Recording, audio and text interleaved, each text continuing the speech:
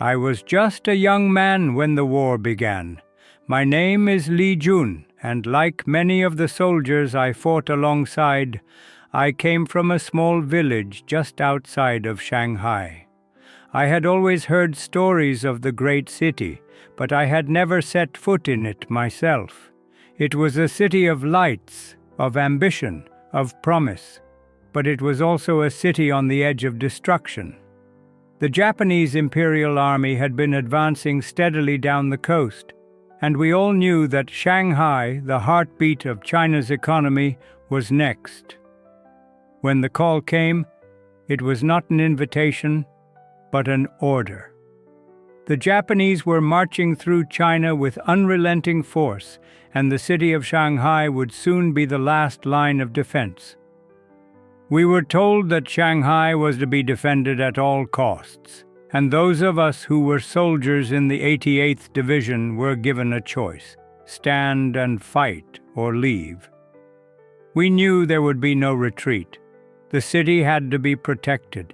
We had no other option but to hold the line.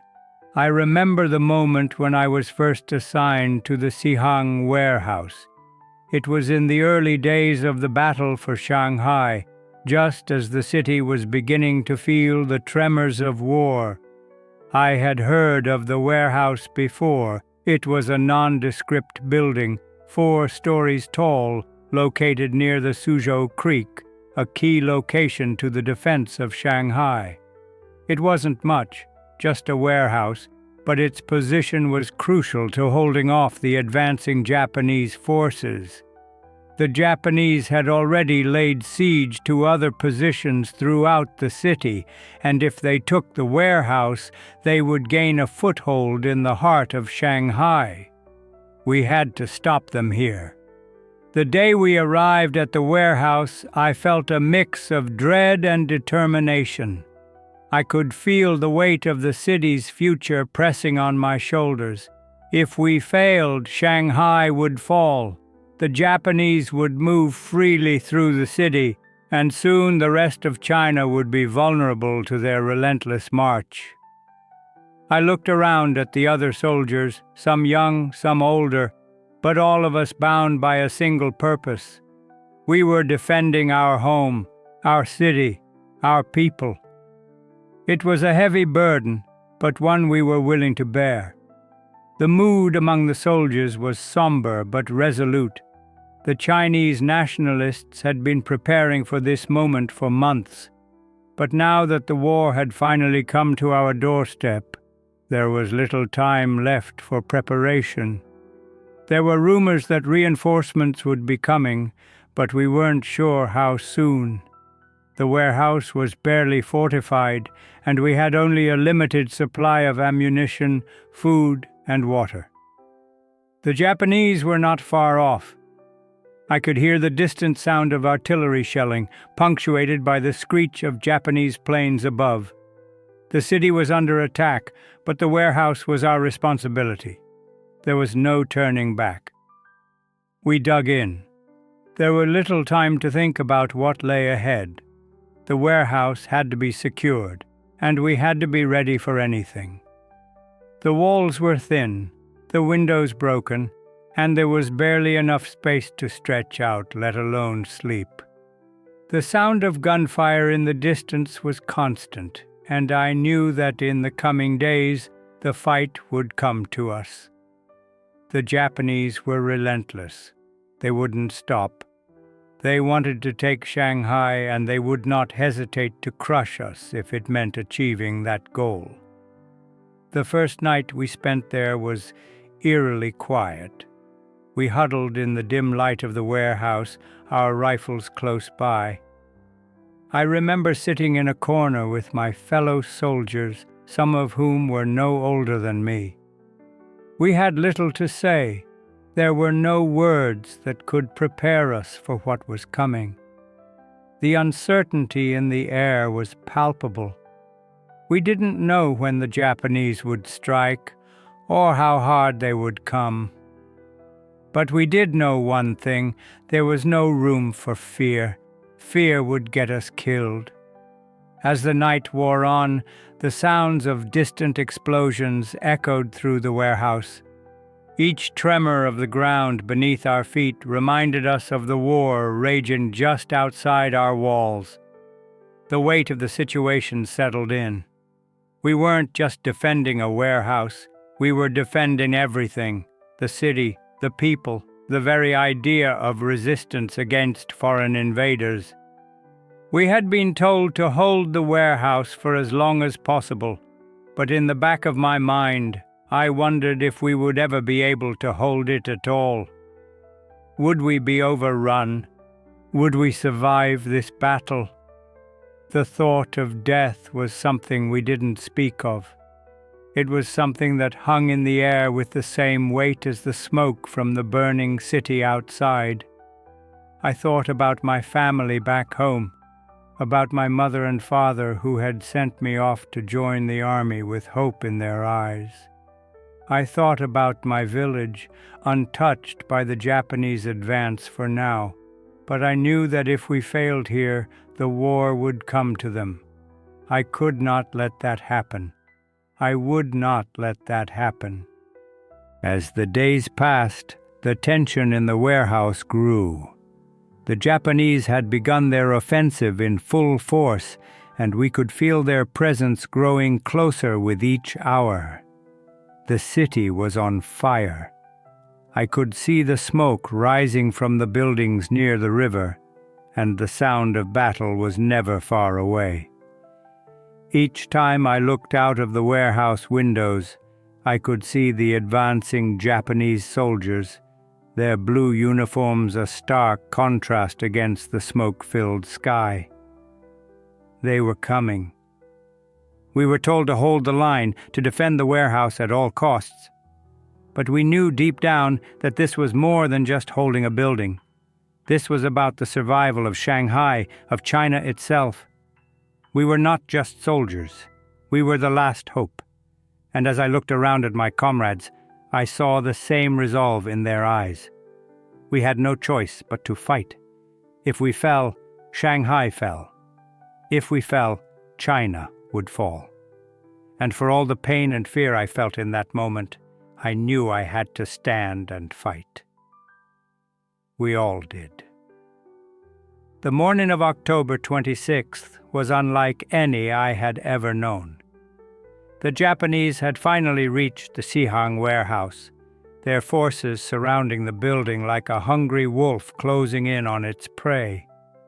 The sky was an ashen gray, the sun hidden by a heavy layer of smoke that seemed to blot out all hope. It was a strange silence that greeted us that morning, an eerie calm before the storm. The sounds of artillery in the distance and the steady hum of Japanese aircraft above filled the air, but in the warehouse there was nothing but stillness and the distant murmur of my comrades preparing for what was to come. I stood at the edge of the warehouse gazing out over the desolate landscape of Shanghai. The city was burning in places, its buildings reduced to skeletons of steel and rubble, the flames licking at the sky like angry tongues. The Japanese were relentless in their assault, and yet we had been told to hold the line. We were to defend this position no matter what, to keep the Japanese from advancing deeper into the city. Shanghai was the gateway to China's heart, and if we gave it up, everything would be lost. My hands were trembling as I held my rifle, the weight of it a reminder of what lay ahead. I was just a boy from a small village, and now here I was, standing on the precipice of history. There was no time for fear. The others were already taking their positions, some in the windows, some on the roof, others moving around the warehouse, preparing for the fight. In the dim light, I could barely make out the faces of my comrades. They were all different, some older than me, others just as young, but the one thing we shared was the determination to defend this place. I found myself beside Sergeant Zhang, a man I had come to respect deeply in the days since I had arrived at the warehouse. He had been through more battles than any of us, and yet had never shown a hint of doubt. His face was stern, his eyes focused as he surveyed the battlefield.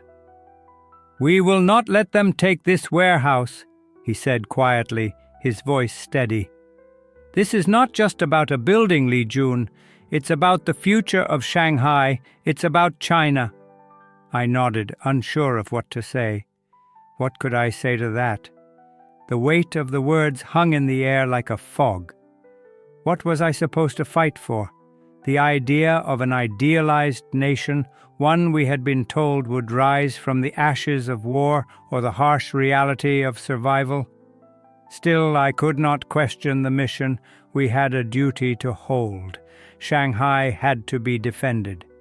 The first attack came just after midday, and it came with a fury I had never imagined.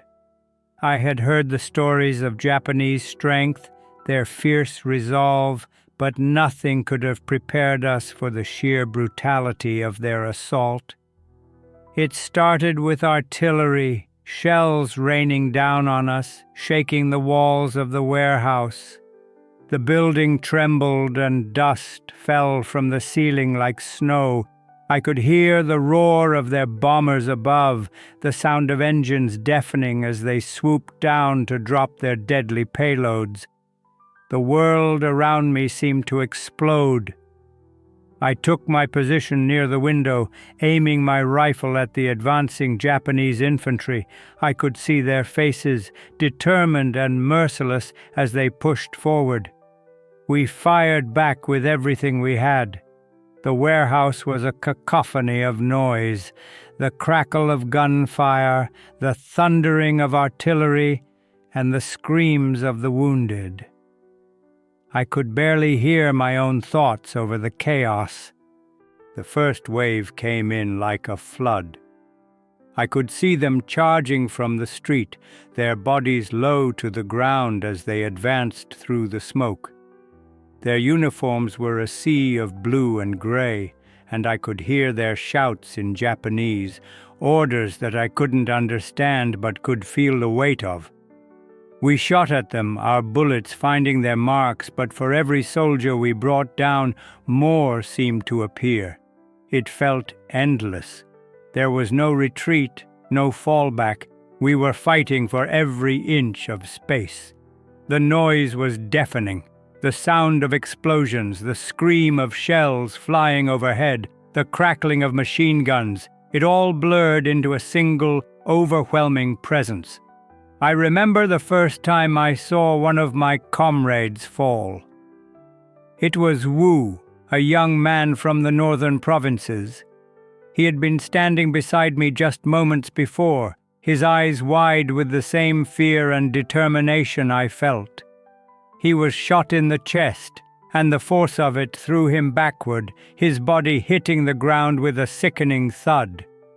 I could see the blood seeping from his wound, pooling around him like a dark omen. I wanted to go to him, to help him, but there was no time. I had to keep firing. I shot at the advancing soldiers, my hands steady despite the horror unfolding before me. But the reality of war sank in with every bullet I fired. There was no room for fear, only survival. For every comrade we lost, we fought harder. Each loss felt like a part of me was being taken, like the very spirit of resistance was being chipped away. I had known Wu only a short time, but his death struck me harder than I had expected. We were all fighting for the same cause, yet it felt as though we were dying for something that was slipping away with every fallen soldier. The hours blurred together.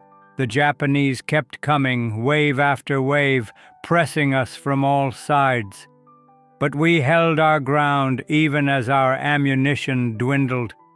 The warehouse became a fortress of desperation. We used everything we had, our rifles, our grenades, anything we could get our hands on.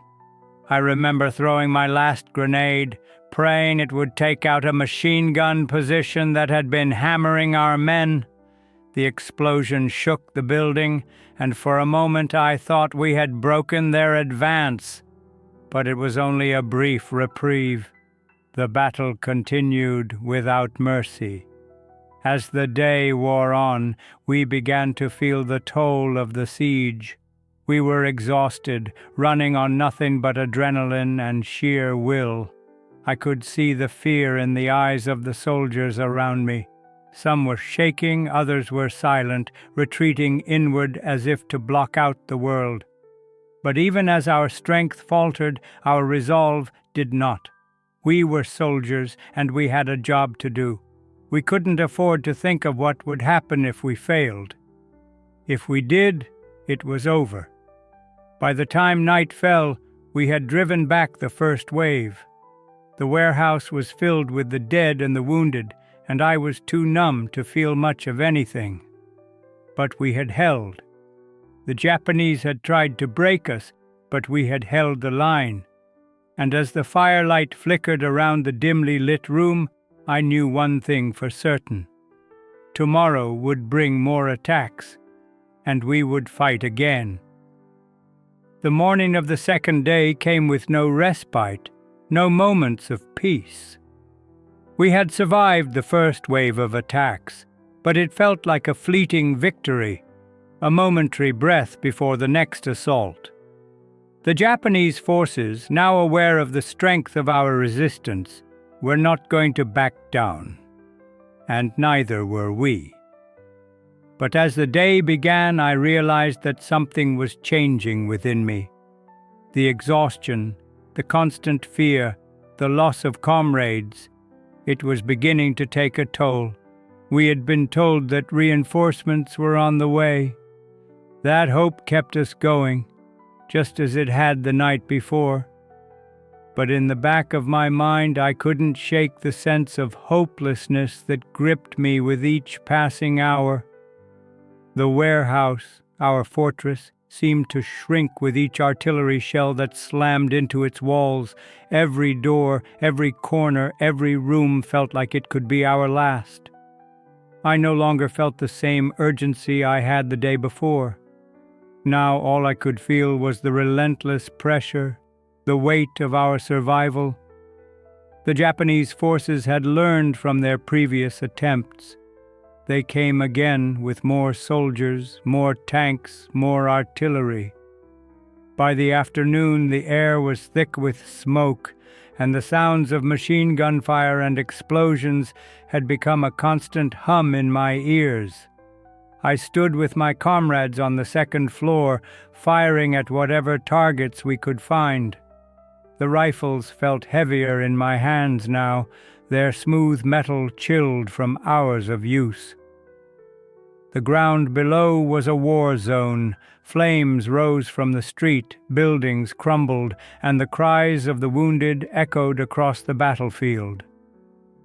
We were locked inside the warehouse, our only mission to hold it at all costs. The battle for survival became more brutal as the hours passed. The Japanese infantry moved in waves, each one more organized and fierce than the last. We fought with everything we had, rifles, grenades, and the few weapons we had scavenged from the fallen. I remember the way the Japanese soldiers came at us, unrelenting, their faces masked with determination. They moved as one unit, a powerful, organized force, and every step they took seemed to push us closer to the edge. Their tanks rumbled down the street, their guns tearing through the air with deafening force. We had no tanks of our own, no heavy artillery. Our only advantage was the high ground and our unity. But even that was beginning to crack. The first casualty came early in the day. Private Chen, a quiet, reliable soldier who had been by my side since we first arrived at the warehouse, was hit by a sniper's bullet. I remember seeing him fall, his rifle slipping from his hands as he crumpled to the ground. He didn't make a sound, he just fell, his eyes wide with shock. We couldn't even give him a proper burial. There was no time for such things. His body was left behind, a grim reminder of the reality we were facing. It was the first time I had seen a comrade fall so suddenly. His death hit me harder than I expected. He was one of the few soldiers who had shared my quiet moments during the long nights in the warehouse. Now he was gone, and we had to keep fighting. As the day wore on, the Japanese brought in flamethrowers. The flames licked at the walls of the warehouse, the heat unbearable even from a distance. The smell of burning wood and flesh filled the air. I could hear the screams of men who had been caught in the fire, and there was nothing I could do. There was no escaping it. The Japanese were closing in from all sides, and we had no choice but to hold our positions.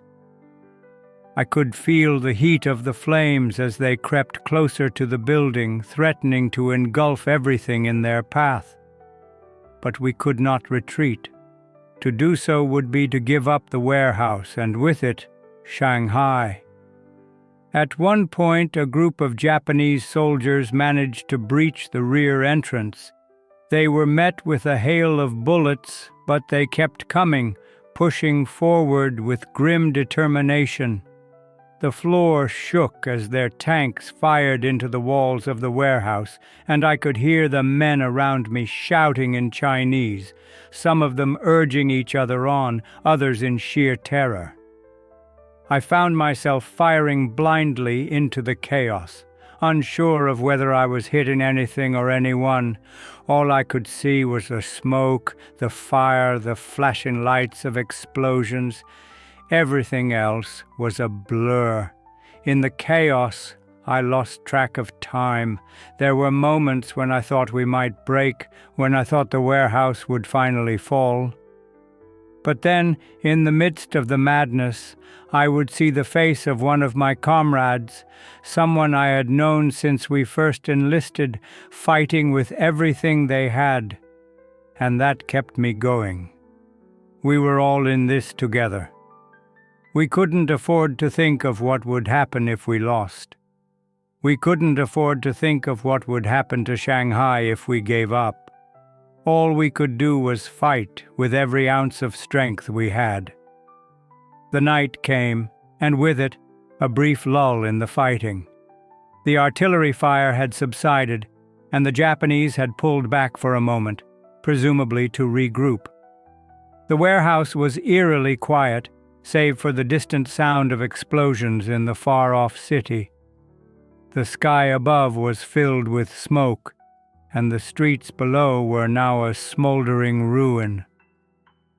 We didn't know how many hours we had until the next wave would come, but we knew they wouldn't stop.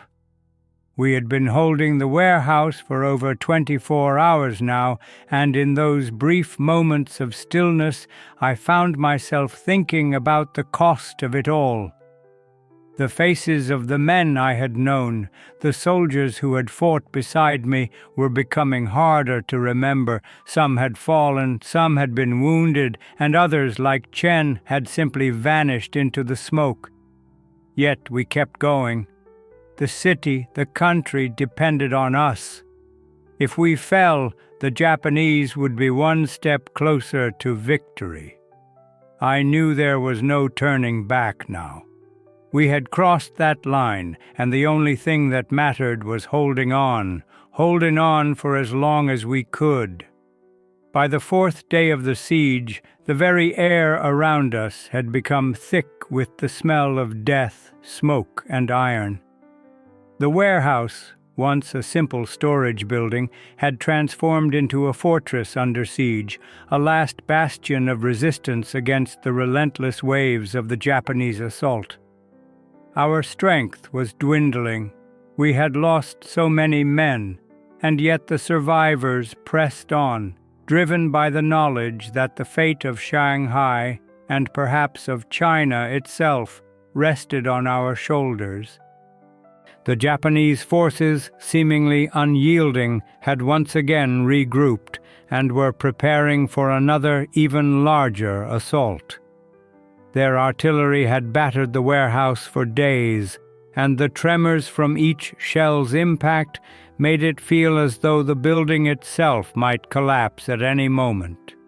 But we couldn't let that happen. Not after everything we had already endured. Not after the sacrifices of the men who had already fallen. I spent most of the morning on the second floor, looking out through shattered windows toward the advancing Japanese forces. I could hear the distant hum of their tanks and the thunderous noise of artillery firing from their positions. I had never been this close to the heart of battle before. In training, we had been taught about war, about fighting and defending our homeland, but nothing could have prepared me for the reality of it. The first few hours of battle felt surreal, as if I were watching someone else's story unfold. But now, everything had become personal. The battle had come to us, and it would only end when either we or the enemy were dead. It was during that long day that I began to realize the true cost of survival. For the first time, I noticed how each one of us had begun to change. The fresh faces of the young soldiers from all corners of China had grown hollow, their youthful exuberance replaced by the blankness of trauma. We spoke less now. There was no time for stories or chatter about family or home. We were too tired, too focused on staying alive. I could see it in the eyes of my comrades, the same weariness that was growing inside me. It was the weariness of fighting an enemy that never stopped, of being trapped in a place with no escape, and of watching as comrades, one by one, fell around you. The Japanese began their attack early in the afternoon. Their artillery rained down on the warehouse once again, and the ground shook with every explosion. I could feel the walls vibrating as shells slammed into the structure, their sound reverberating through my body. It was as if the building itself was holding its breath, bracing for the inevitable. The air was thick with dust and the stench of burning debris. It was hard to breathe, but we had no choice but to press forward. The first wave of infantry approached from the north, moving with precision and purpose. I could see them clearly now, their helmets glinting in the sun, their faces grim and determined. They were trained to fight. This was not the first battle they had faced, and they had no intention of losing. But we had something they did not. We had our home, our pride, and the knowledge that if we fell here, Shanghai would fall. The fate of our families, our city, would be sealed. I could hear the shouts of my comrades as we opened fire, our rifles cracking in the silence between explosions. I aimed my rifle carefully, pulling the trigger with steady hands. Each shot felt like a prayer, a plea for survival, for the chance to live another day. The Japanese soldiers fell, their bodies crumpling to the ground like ragdolls, but more kept coming. It seemed endless. For every one of them we brought down, 3 more would take their place. In the midst of the chaos, I saw Corporal Zhang, who had been with us since the beginning, fall to the ground. He had been near the rear of the warehouse, organizing supplies and giving orders when a sniper's bullet struck him in the chest. The force of it threw him backward, his eyes wide in shock, his mouth open in a soundless scream. His blood stained the floor, and his body lay there, still and lifeless. I wanted to run to him, to help him, but there was no time. We couldn't afford to stop now. If we stopped, we would lose.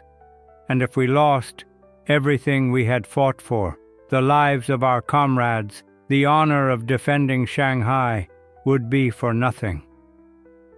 The Japanese continued their push. They brought up flamethrowers, and soon the heat from their fire was unbearable. The flames crackled as they licked at the walls of the warehouse, sending plumes of smoke into the air. We could barely see through the haze. It felt like being trapped in a furnace.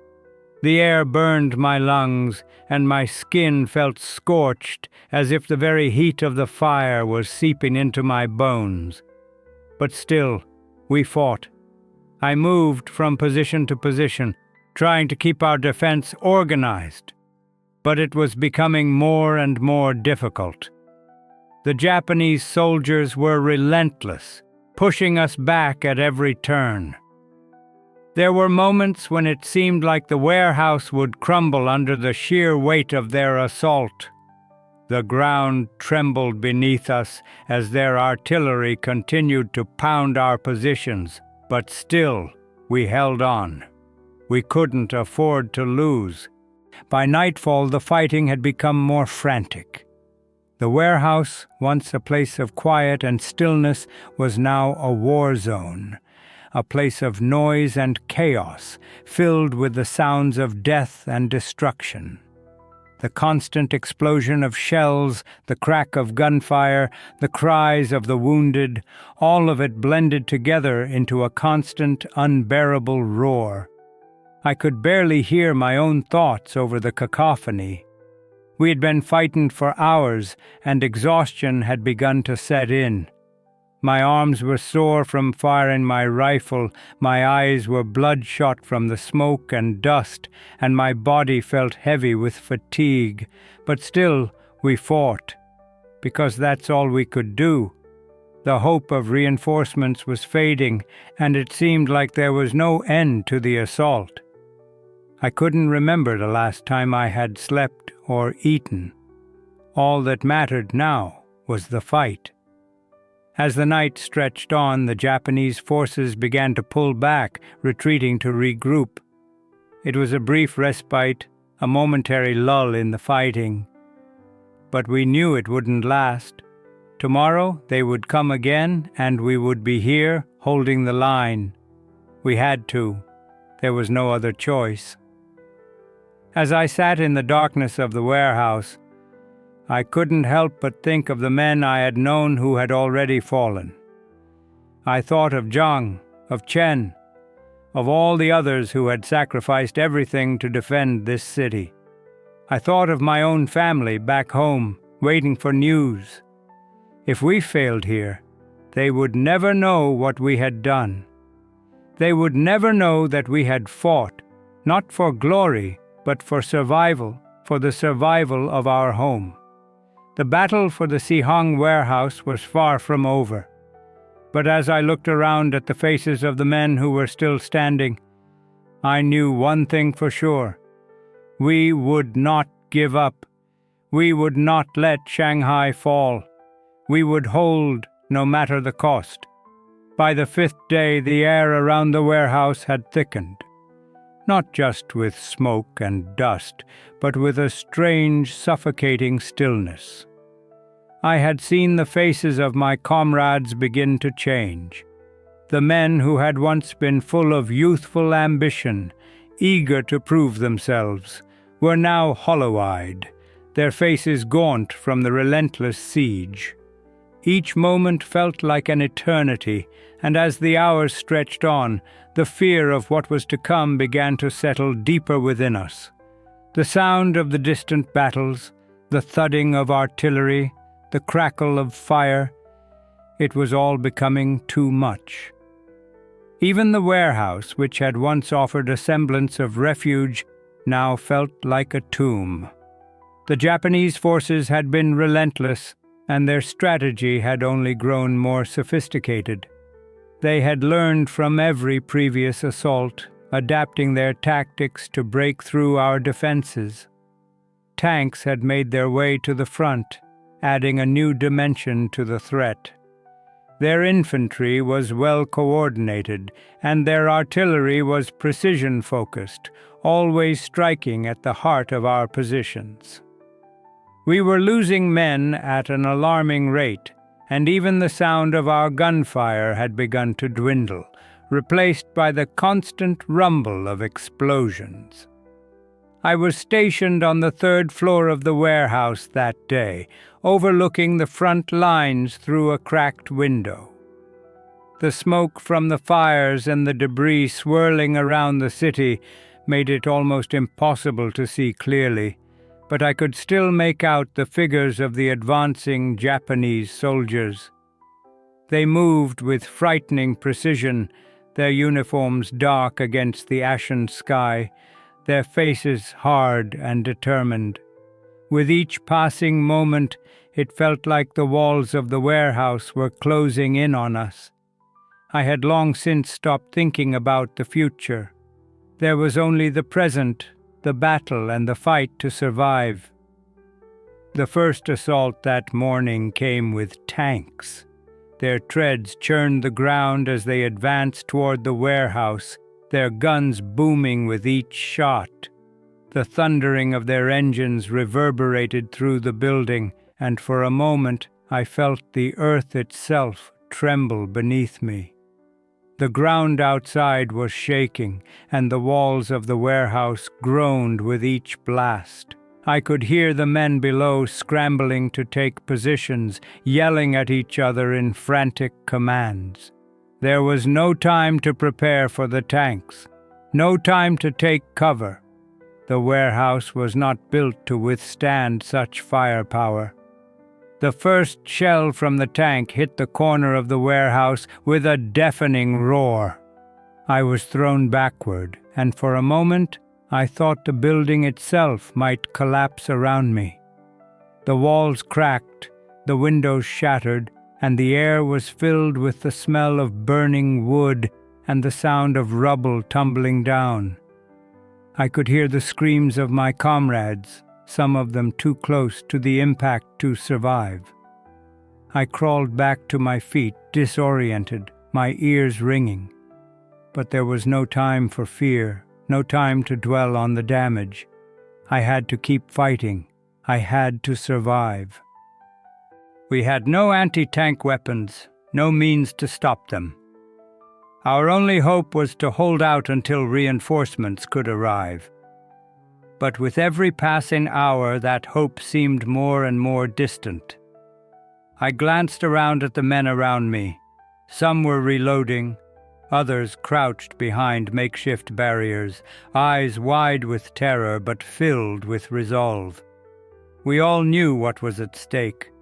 If we fell, the Japanese would push deeper into Shanghai, and if they took Shanghai, they would have taken the heart of China. The battle continued, and as the afternoon wore on, I could feel the weight of the fight pressing down harder and harder. Every sound was amplified, every explosion, every scream, every moment of silence. The Japanese had us surrounded. We were trapped in a building that was rapidly becoming our tomb. And still we held.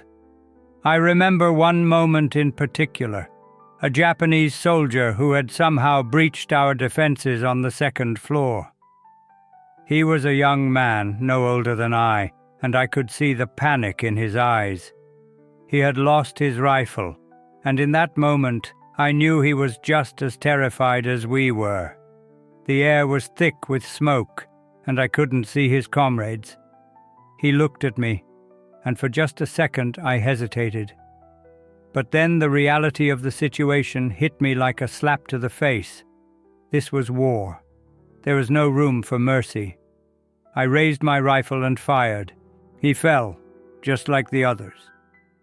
His body crumpled to the ground with a sickening thud, and I could hear his final breath escape him as the smoke swirled around us. The warehouse had become a hell on earth. The sounds of battle, the screams of the wounded, and the roars of the Japanese forces pressing in on us were a constant presence, day and night. But we could not stop. We had no choice but to hold, to fight, and to die if necessary. The Japanese were relentless, but we were not willing to let go. Every day we held out was a victory. And as I looked at the men around me, their faces smeared with dirt and blood, I knew that we would keep fighting as long as we could. The spirit of resistance burned in our hearts, and though the odds seemed insurmountable, we knew we would not give up. Not here, not now. By the 6th day, the weight of the siege had settled heavily on my shoulders. I had long since lost count of how many days we had been holed up inside the Sihang Warehouse. Time itself had become a blur, measured only by the constant thumping of Japanese artillery, the hiss of incoming mortar shells, and the occasional distant cries of wounded soldiers. The air inside the warehouse was thick with smoke and the stench of blood, and I could feel the weight of the suffering pressing down on us all. We had become ghosts, living only for the moment of survival. The youthful enthusiasm we had had at the beginning of the siege had long since evaporated, replaced by exhaustion, fear, and a deep, gnawing hunger. The warehouse, once just a simple building, had become a fortress of desperation. Each floor, each room, was a reflection of the battle we were fighting, scarred by bullet holes, destroyed by the flames of Japanese flamethrowers, and filled with the bodies of fallen comrades. The once vibrant energy of the men around me had dimmed. Some of the younger soldiers had begun to show signs of the emotional and mental toll the battle was taking on us. Their faces, once bright with determination, were now hollowed out, worn down by the unrelenting barrage. Their eyes were wide with fear, and many were beginning to shut down, retreating into themselves as if trying to protect their minds from the horrors of war. I could see it in their movements, slower, less certain, as if their bodies were already giving up, even though their minds fought to remain alert. The sounds of distant Japanese voices became a constant background noise. They were close now, much closer than before. We had been forced to retreat further and further into the warehouse, trying to make the most of the limited space we had left. Our defenders were no longer just soldiers. They were a scattered, frenzied group of men who had been fighting for so long that they had forgotten what it was like to rest, to sleep without the sound of war constantly in their ears. I couldn't remember the last time I had seen the sky or breathed fresh air. The only thing that kept me going was the knowledge that we couldn't afford to lose this place. If we gave up the Sihang Warehouse, Shanghai would fall, and if Shanghai fell, the Japanese would have the city and the strategic advantage to launch their assault on the rest of China. This wasn't just about a building. It was about our home, our people, our very survival. But that knowledge didn't make the situation any easier. As the Japanese continued to advance, pushing us back, I could see that the end was drawing near. We had nothing left, no ammunition, no reinforcements, no hope of survival. The flames from their artillery and flamethrowers had scorched the earth around us, and the streets were now completely consumed by smoke and fire. I could barely make out the shapes of Japanese soldiers as they encroached upon our position, moving with the precision of a machine. There was one moment, later that afternoon, when the battle seemed to stop, if only for a fleeting moment. We were all huddled together in the corner of the building, barely able to stay on our feet when the sound of the Japanese assault quieted for a moment. It was the briefest of lulls, but it felt like an eternity. I could hear the sound of my own breathing, loud in my ears. And then, in that silence, something strange happened. One of the soldiers, a young man named Chen, who had been with me since the beginning, broke down. He had been a quiet presence, always the first to reload a rifle or carry ammunition to the front line. But that afternoon, as the battle seemed to fade into the background, he collapsed to his knees, his face a mask of terror and fatigue. His hands shook violently as he muttered to himself in a language I couldn't understand. His body trembled as if he were trying to fight off something inside of him, something he couldn't control. I rushed to his side, but there was nothing I could say to calm him. The reality of what we were facing had finally broken him. "Li Jun," he whispered hoarsely, I can't go on." I'm afraid. I didn't know what to say. In that moment I realized how close we all were to breaking. The fear, the fatigue, the isolation, it was all too much for any of us to bear. Even the strongest of us were beginning to fracture under the weight of this prolonged siege. We had no comfort, no reprieve from the chaos. Each passing hour felt like a year. The Japanese didn't stop.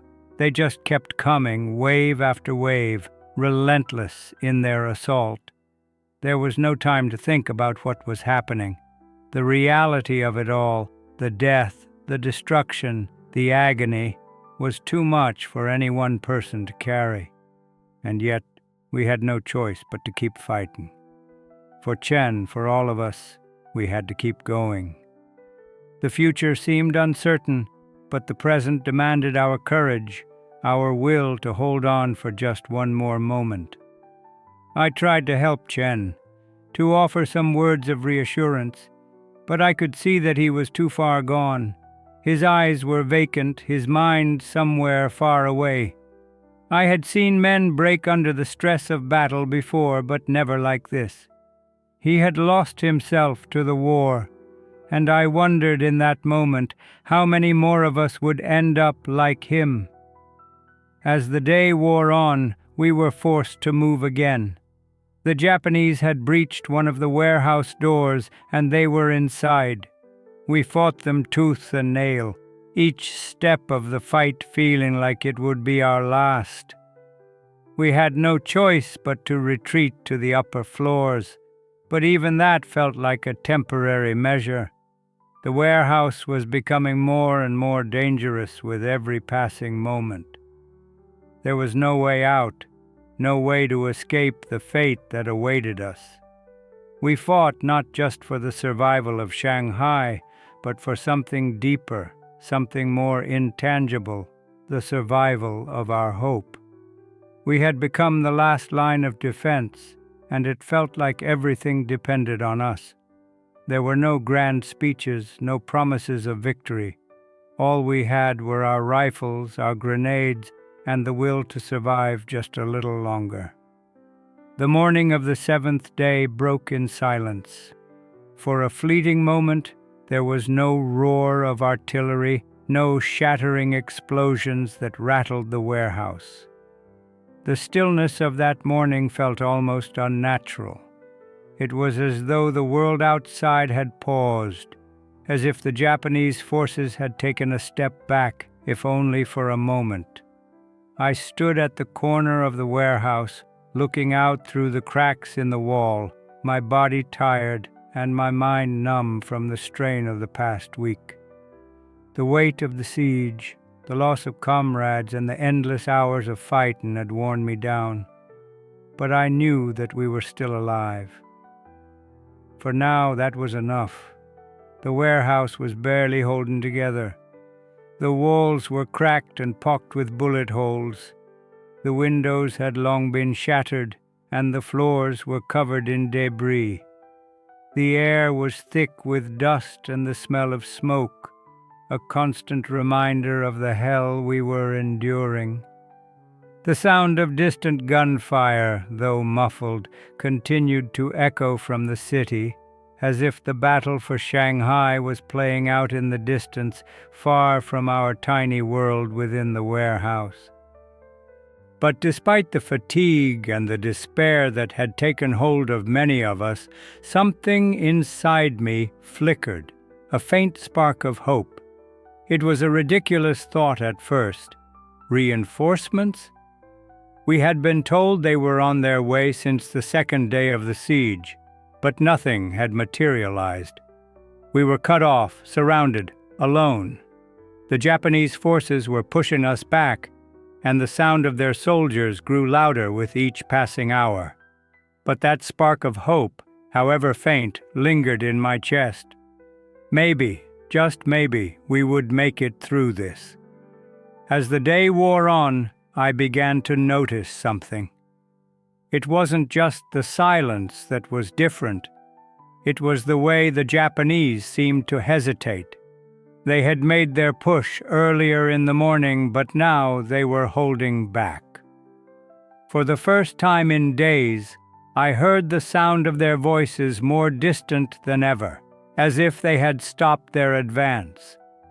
I had seen this before, moments when the enemy took a brief pause, perhaps to regroup or reassess their strategy. It could mean anything, or it could mean that something had shifted.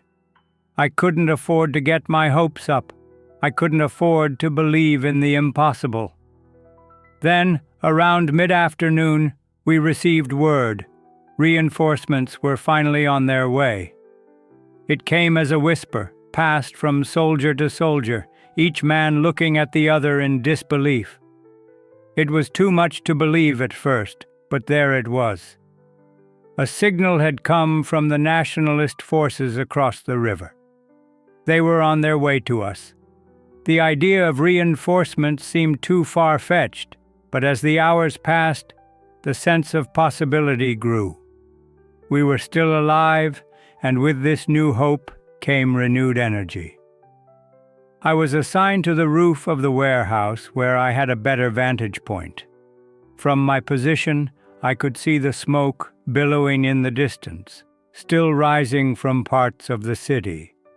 The Japanese lines were close, but the sight of the advancing nationalist troops was still just a distant dream. I scanned the horizon, straining my eyes, hoping against hope to see the unmistakable silhouette of a truck, a tank, anything that would signal the arrival of reinforcements. And then, as dusk began to settle over Shanghai, it happened. From my position, I saw them, a small but visible convoy of nationalist forces moving toward the warehouse. At first, I thought it was just a mirage, an illusion brought on by the exhaustion and smoke, but as they drew closer, I knew it was real. The convoy was making its way toward us, moving swiftly, cautiously, but unmistakably in our direction. Tanks, trucks, and soldiers, a sight I had long given up hoping for. The reinforcements had arrived. I don't know how long I stood there, frozen in place, staring at them. I was hardly aware of my own breathing, hardly aware of the pounding of my heart. The sound of distant gunfire and explosions had faded into the background. All that mattered now was the sight of those soldiers, our soldiers, marching toward us, their uniforms a glimmer of hope in the dark. They were not just soldiers, they were the promise of survival, of the end of this nightmare. I could hear the men around me begin to cheer, a few shouting words of encouragement and calling for the reinforcements to hurry. It was like a wave of energy sweeping through us, revitalizing our weary spirits. The fight had not been won, not by a long shot, but for the first time in days, I allowed myself to feel something I had long forgotten. Hope. The Japanese forces, momentarily caught off guard by the arrival of our reinforcements, began to pull back. They had been pushing us hard, but now they seemed to hesitate. The arrival of the nationalist forces, however small they were, had thrown their momentum off. For the first time since the battle began, we felt like we had the upper hand. The warehouse, once a death trap, now seemed like a beacon of resistance. The fight was far from over. We knew the Japanese would return in full force, but we had something now. Something they couldn't take away from us. Reinforcements. And for the first time in days, I felt like we might actually survive this. We would hold the line. I made my way down from the roof and into the heart of the warehouse, where my comrades were waiting. They were tired, their faces gaunt, their bodies covered in grime and blood, but they were alive. And that was all that mattered. For the first time in days, we were not just fighting for survival. We were fighting for something more, for victory, for honor, and for the people of Shanghai. The sounds of war continued outside, but inside the warehouse there was a moment of peace. It was fleeting, just a brief pause in the storm, but it was enough. We had held, and we had survived, and with the reinforcements now at our backs, we were ready to continue the fight. We would defend Shanghai to the last man, to the last bullet. The arrival of reinforcements was nothing short of miraculous, but we all knew that it was not the end of the battle. The Japanese forces were formidable, and we had seen how quickly they could regroup. They had only temporarily pulled back, and we all knew the next assault would be the fiercest yet. With reinforcements in place, there was a renewed sense of strength, but also an undercurrent of dread. This was the last chance to hold the Sihang Warehouse. If we didn't succeed now, Shanghai would be lost. I stood near the warehouse's shattered windows, my rifle in hand, watching the skyline of Shanghai through the smoke. I could see the Japanese soldiers regrouping in the distance, their movements organized and purposeful. They were preparing for one last push, a final attempt to break our defenses. The sounds of their tanks rumbling and their artillery being readied filled the air. The ground trembled beneath our feet, and I knew that this time they would come at us with everything they had. The reinforcements were still getting settled in position. Nationalist soldiers began to fill the gaps, bolstering our ranks, but we were still vastly outnumbered. Even with the added strength, the Japanese had the advantage in firepower, in equipment, and in the sheer brutality of their tactics.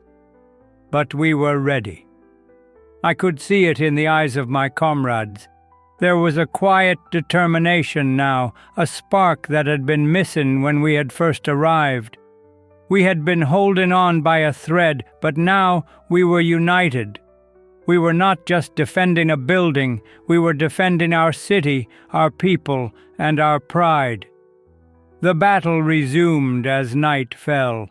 The Japanese began their assault again, but this time they came at us in waves, coordinating their attacks with brutal precision. Tanks rolled in, their heavy guns blasting through the night air. The ground shook as they approached, and the walls of the warehouse cracked under the force of their artillery. It felt as though the building was being torn apart piece by piece. The windows were shattered, and the sound of mortar shells exploding near us made the air feel thick with dread. From my position, I could see the enemy soldiers advancing, their faces grim under the helmets that gleamed in the dim light. The Japanese had learned from their earlier mistakes and were coming at us with more soldiers, more equipment, and a fury that seemed unstoppable. We opened fire, our rifles cracking in unison as we fired from the upper floors and windows. The sounds of battle echoed through the streets of Shanghai. For every enemy soldier we brought down, it felt like they sent 10 more to replace him. It seemed like there was no end to them, but we held. Despite everything, despite the overwhelming firepower, the fear gnawing at our hearts, and the wounds we had already sustained, we fought. We fought because we had no choice. If we fell, Shanghai would fall, and the city that had been the heart of our resistance would be lost to the Japanese. Our comrades, those who had already died, would have died in vain. So we pushed back with everything we had. We used every last round of ammunition, every grenade, every ounce of energy we could muster. The Japanese tanks advanced toward the front of the warehouse, their massive barrels aimed directly at us. We fired everything we had, but it didn't seem enough. One of the tanks got close enough that we could hear the deep rumble of its engine, the grinding of its treads on the cracked street. The sound of its cannon firing was deafening, shaking the very foundations of the warehouse. I could feel the heat from the explosions as the rounds hit the building's walls. The sound of metal tearing, of wood splintering, and the crack of glass as the windows blew out were all I could hear. I had to pull myself together. This was it, the last stand. I looked to the soldiers beside me, and they were all focused, all determined. We knew this would be our final test, and we were ready to face it. The Japanese were almost on top of us. I could hear their shouts, their cries of victory growing louder as they closed in on our position. But we fought back harder. We were running low on ammunition, but the sheer will to survive, what was left of it, kept us moving, firing, and standing. As the Japanese soldiers finally breached the first floor of the warehouse, our positions began to feel more fragile. The sense of vulnerability was overwhelming.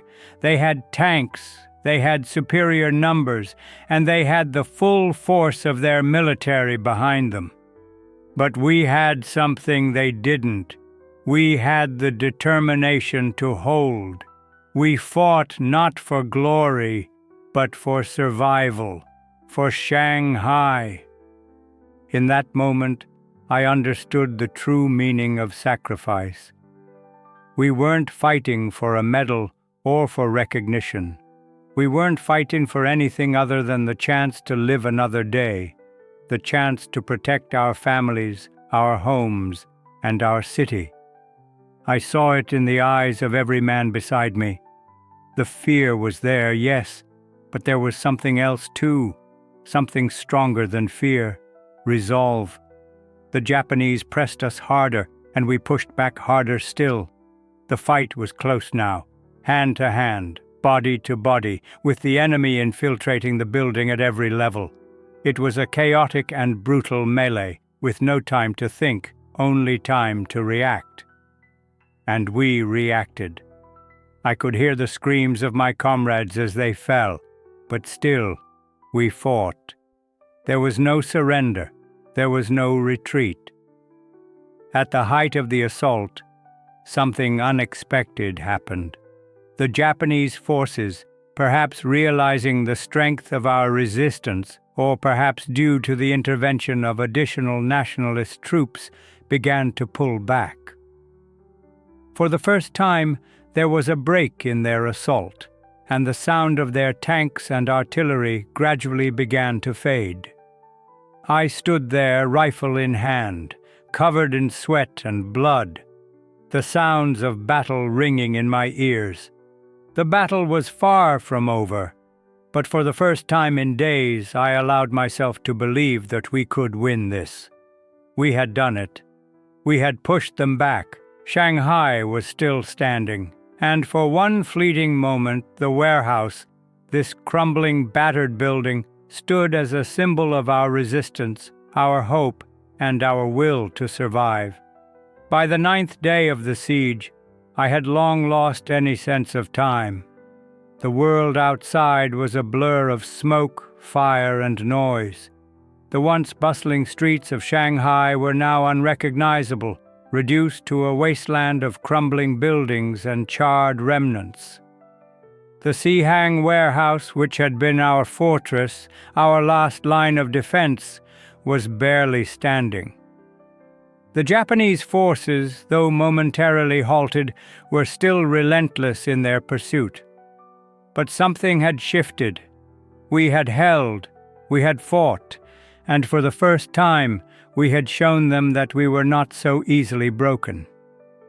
That day, as I stood on the ruins of the warehouse, watching the movements of the Japanese forces from the shattered windows, I felt a strange mix of pride and despair. The battle for Shanghai was far from over, but we had achieved something in these 9 days that no one had expected. Our resistance had bought the city time. Time for reinforcements to arrive, time for the people of Shanghai to regroup, and time for the nationalist forces to prepare a counterattack. We had done what seemed impossible. We had held the warehouse. The Japanese forces, though they had pulled back temporarily, were now regrouping. They were relentless, their strategies refined, their resolve unshaken. Their artillery had worn us down, their tanks had nearly broken through, and their soldiers were fierce and disciplined. But we had one thing they didn't: our unity. I could feel it in the men around me. The reinforcements had bolstered our ranks, but even before they had arrived, the bond among us had been forged through blood and fire. We had survived together, and that in itself had made us stronger. That afternoon, the sounds of war grew closer again. The Japanese were preparing for another assault. This time it seemed like they would not relent. The artillery fire began anew, pounding the warehouse with an intensity that rattled the very foundation of the building. The rumble of their tanks could be heard in the distance, and the faint whine of Japanese planes overhead reminded us that this fight was not over. But something had changed inside us. We were not the same soldiers who had stepped into the warehouse 8 days ago. We had been battered, bruised, and broken in ways I could not describe.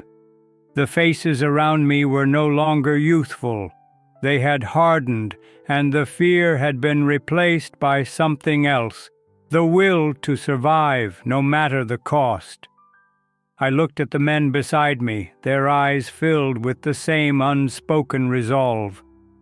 The days of fighting had taken their toll, but they had also forged a bond among us. These were no longer just soldiers. They were brothers, each of us bound by the shared experience of this fight. We had lost so many of our comrades, and yet we continued to stand. Each day we survived was a victory in itself. The Japanese assault began in earnest just after noon. The artillery fire once again rained down on us, the deafening booms shaking the very ground beneath our feet. But this time, we didn't flinch. We stood our ground, firing back with everything we had. Our rifles cracked, and the sound of machine gun fire reverberated through the warehouse. I could feel my hands shaking from the strain, but there was no time to think of it. We had a job to do. We couldn't stop now. In the chaos of the battle, I saw Sergeant Zhang again. He had been with me from the beginning, always calm, always steady, always a leader in the truest sense. He was organizing the defense on the upper floor when the Japanese launched their attack from the rear. I watched as he calmly directed the men, pushing them into position with the kind of precision that could only come from years of experience. But even he seemed worn, his face lined with exhaustion, his eyes dark from the sleepless nights we had spent in the warehouse. For a moment I thought of all the soldiers who had already fallen. Chen, Zhang and the others whose faces had been consumed by the smoke and the flames. They were gone now, but their memories, their sacrifices were not forgotten. And as I fought beside Zhang, beside the men who had become my brothers, I knew we had to honor them by continuing the fight. We could not let their deaths be in vain. The Japanese forces were close now. The sound of their tanks grew louder, and the infantry was moving in behind them. We had no choice but to engage them directly. I could feel the fear creeping up inside me, threatening to take over. I could hear my heart pounding in my chest, but I pushed it down. Fear was a luxury we couldn't afford. The tanks rumbled toward the warehouse, their massive guns aimed straight at us. There was no escaping the devastation they would bring. We fired everything we had, but the tanks were too powerful. Their cannons fired, and the warehouse shook again as if the entire structure was on the verge of collapse. But we held firm. We were not giving up. Just as it seemed like we would be overrun, something extraordinary happened. A group of nationalist reinforcements who had been stationed outside the city broke through the Japanese lines. They arrived in full force, their soldiers moving quickly, charging toward the warehouse to reinforce us. I couldn't believe my eyes at first. After so many days of waiting, of fighting with nothing but sheer will, they had finally arrived. The arrival of the reinforcements turned the tide. With their support, we began to push back. The Japanese forces, taken aback by the sudden onslaught, were thrown into disarray. The tanks began to retreat, their infantry falling back in confusion. The warehouse, which had been on the verge of collapse, was now standing strong. We had not given up. We had survived. And now, with the reinforcements at our backs, we had the upper hand. The battle raged on, but we knew that the end was near. The Japanese had been pushed back for now, their assault faltering under the weight of our resistance. The tide had turned. Shanghai, though still in danger, had been saved, if only for the moment. As the night fell, the sounds of battle began to fade. The streets of the city, once filled with the noise of war, now seemed strangely quiet. The smoke had cleared, and the fires were slowly dying down. The battle was far from over, but for the first time in days, I allowed myself to believe that we had won. The Sihang Warehouse had stood firm, and in that there was a glimmer of hope. The survival of Shanghai was still uncertain, but we had held, and that in itself was a victory.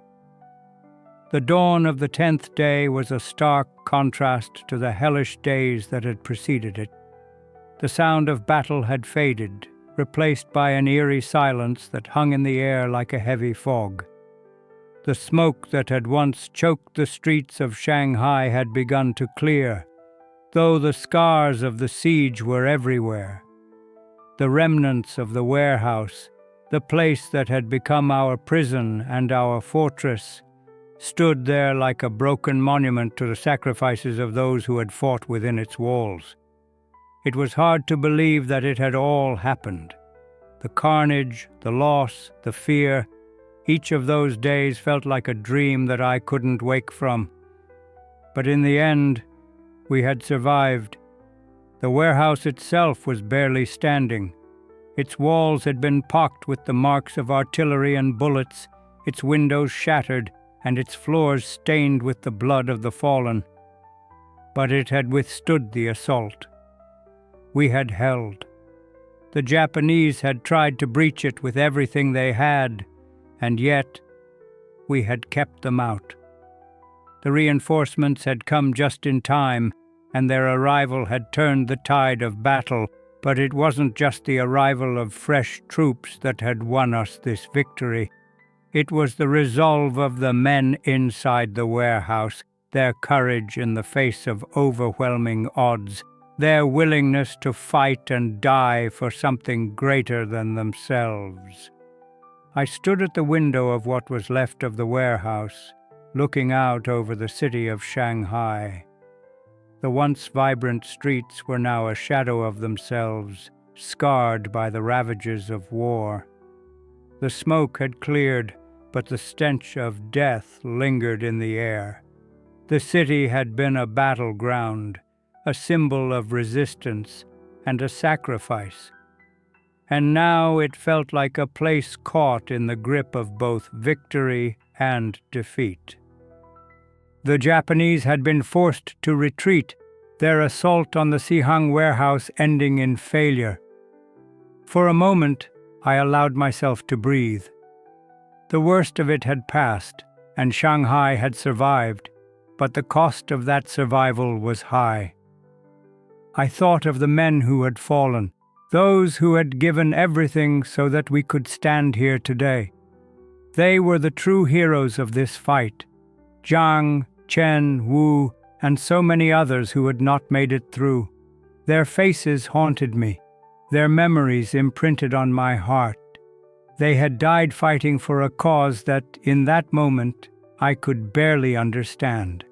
They had fought for Shanghai, for China, for something greater than themselves, and now they were gone.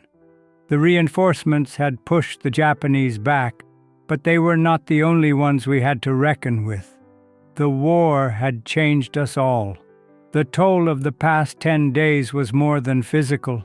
It had cracked something deep inside us. The fear, the fatigue, the loss, it had changed the way we saw the world. It had changed the way we saw ourselves. We were no longer just soldiers defending a warehouse. We were symbols of resistance, of hope, of survival. And that was a burden none of us had expected to carry. It was a weight that would follow us for the rest of our lives. As the days passed and the dust settled, I found myself reflecting on the true meaning of what we had done. The victory at the Sihang Warehouse, though significant, was not the end of the war. It was a battle in a much larger conflict that stretched across China and beyond. But to us, it felt like something more. We had held against the might of the Japanese Empire, and in doing so we had proved something. We had proved that the spirit of resistance could not be easily crushed, that the will to fight for one's home, for one's people, could withstand even the most brutal of attacks. In the aftermath, we were left to pick up the pieces. The warehouse, which had once been a symbol of the city's heart, was now a symbol of the cost of war. It stood as a silent testament to the bravery of the men who had fought and died there, but it also stood as a reminder of the human cost of resistance. The wounded, the dead, the broken. There was no escaping the truth. We had won, but the price had been high. In the weeks that followed, the Sihang Warehouse became a place of memory, a site where people came to honor the fallen, to remember the sacrifices made. It was no longer just a warehouse. It had become a symbol of the heart of Shanghai's resistance against the Japanese invasion, a place where ordinary men had stood their ground against an overwhelming force and refused to surrender. As I left the ruins of the warehouse for the last time, I couldn't help but wonder what the future held. The war was far from over. Shanghai, though it had survived, was still at the mercy of the Japanese forces. But for now, in that moment, there was a sense of quiet pride in the air. We had stood firm. We had fought for something greater than ourselves, and in doing so we had proven that even in the darkest hours of war, hope could still shine through. We had held the line, and that was something no one could take away from us. The battle for the Sihang Warehouse had ended, but the war was far from over. As the dust settled over the wreckage of our last line of defense, a grim silence enveloped the city. Shanghai, though spared from the full brunt of the Japanese forces for the moment, was far from secure. The Japanese had retreated temporarily, but they were not vanquished. They would return. We all knew it. But for now, the city breathed a small sigh of relief, and with it came a fragile sense of hope. I walked through the streets of Shanghai after the battle, my body aching from the violence and exhaustion of the past days. The air, thick with smoke and the stench of death, had an oppressive weight to it. Yet despite everything, despite the burned-out buildings, the blood-stained streets, and the bodies of the fallen, there was something undeniable in the air, a glimmer of victory. We had held our ground at the Sihang Warehouse, and that small victory was a symbol of the resistance, a light in the darkness of war. The sound of distant gunfire continued to echo through the city, reminding us that the struggle was not over. But as I looked around, I saw something else, something I had not noticed before amidst the chaos of battle. There was a quiet resolve in the eyes of the people, a determination to rebuild, to carry on despite the destruction. The city was scarred, but it was not broken.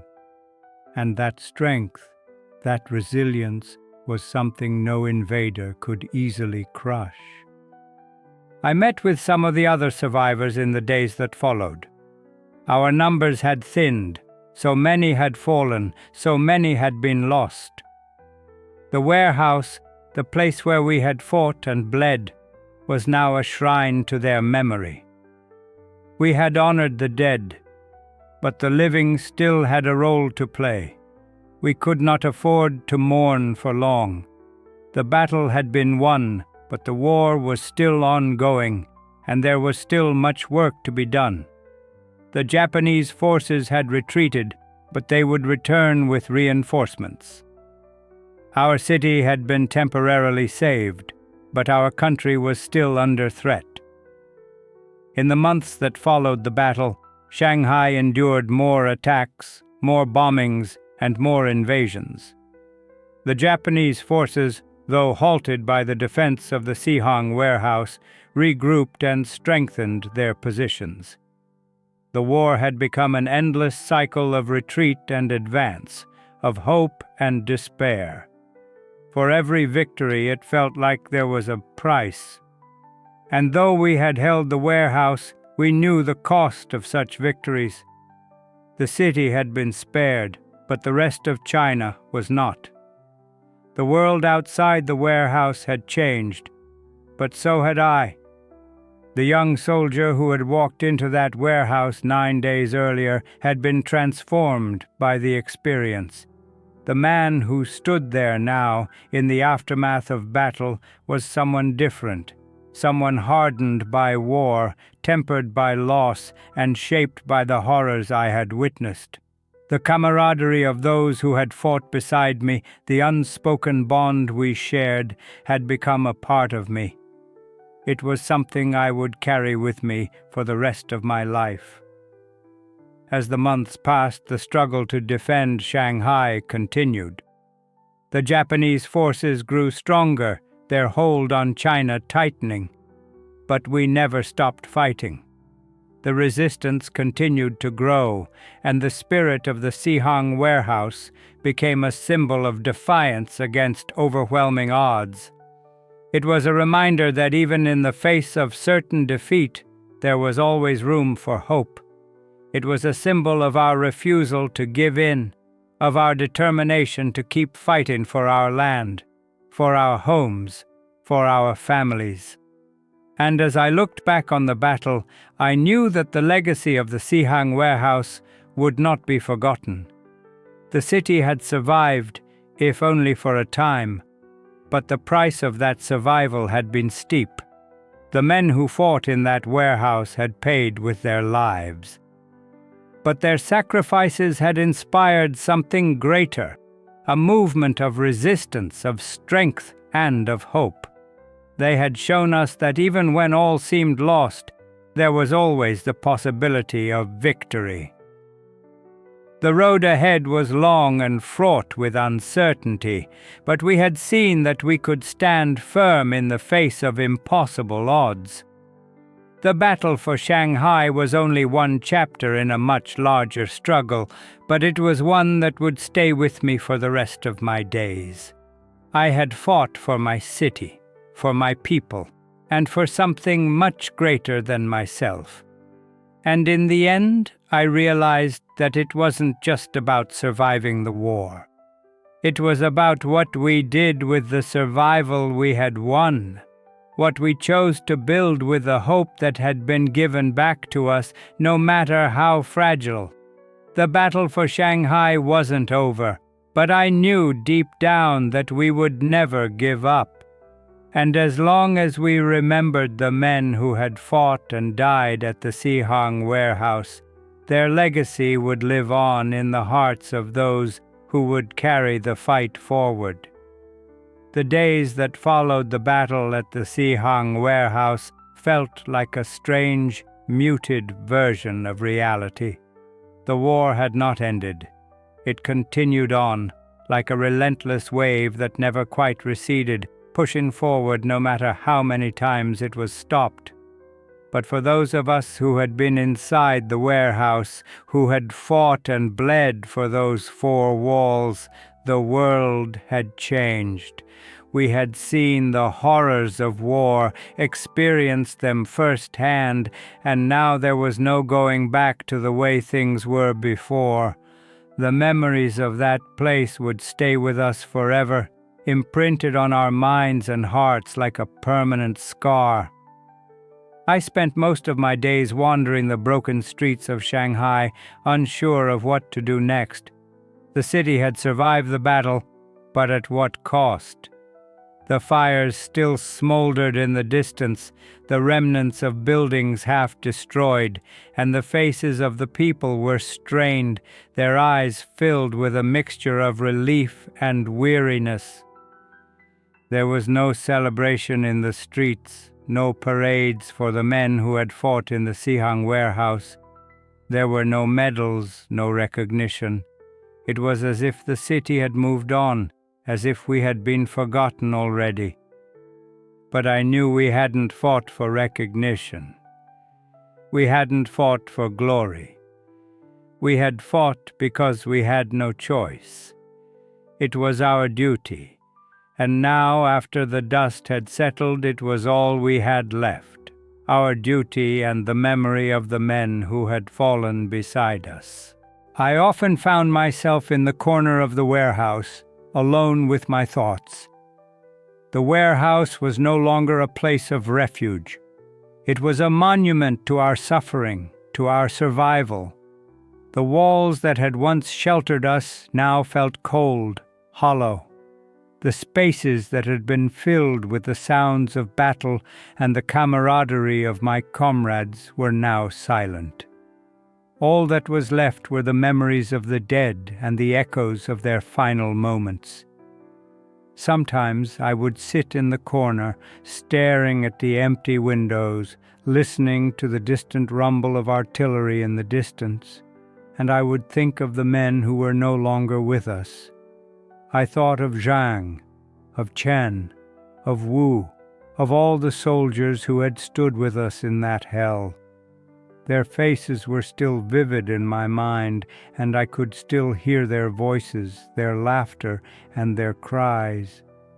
It felt like they were still with me, still standing alongside me, still fighting for Shanghai, for China, for our future. But they were gone, and the silence left behind by their absence was deafening. The war had claimed so many lives, so many young men who had barely begun to live. I was no different from them. I had been a young man once, filled with dreams of a future that now seemed distant and impossible. But war had a way of changing that. It stripped away the innocence, the hope, the belief in a better tomorrow. And in its place, it left only the struggle to survive, the weight of sacrifice, and the burden of memory. Days blurred into weeks, and the war outside continued, relentless as ever. The Japanese were regrouping, their forces still strong, and the battle for Shanghai was far from over. I had no illusions about that. But in the quiet moments, when I allowed myself to remember, I found a strange comfort in the thought that we had held the line. The Sihang Warehouse had stood firm against an overwhelming force, and though we had lost so much, we had proven something that went beyond military victory. We had proven that, in the face of oppression, the human spirit could endure. We had proven that we would never give up, no matter the cost. But even with that knowledge, the burden of survival weighed heavily on my shoulders. The loss of so many good men, the trauma of the battle, and the uncertainty of what the future held haunted me every day. I wondered if the next attack would be our last, if we would even have the strength to face it. The war was not over, and each day seemed to bring with it more uncertainty, more fear, more loss. But I couldn't allow myself to succumb to despair.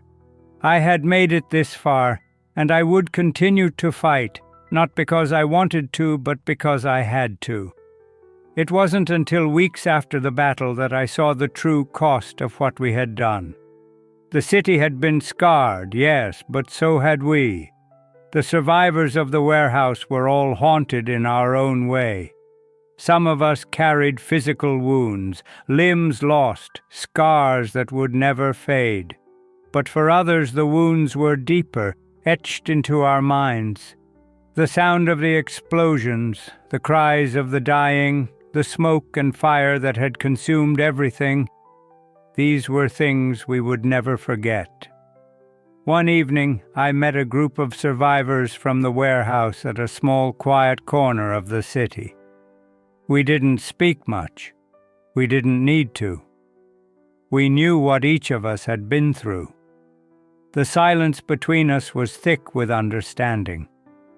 We were the ones who had made it, the ones who had fought when the odds were insurmountable. But what was the price of survival? We had held the line, but we had paid with our souls. We had been through the fire, and we had come out scarred. As we sat there, the wind picking up, carrying the scent of smoke and ash, I looked around at the faces of my comrades, men who had once been strangers, now brothers. And in that moment, I realized something.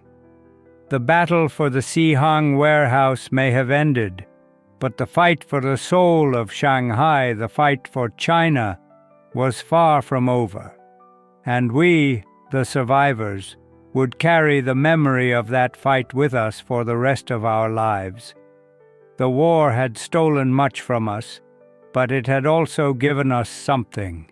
It had given us a reason to keep fighting, a reason to keep going, even when everything seemed lost.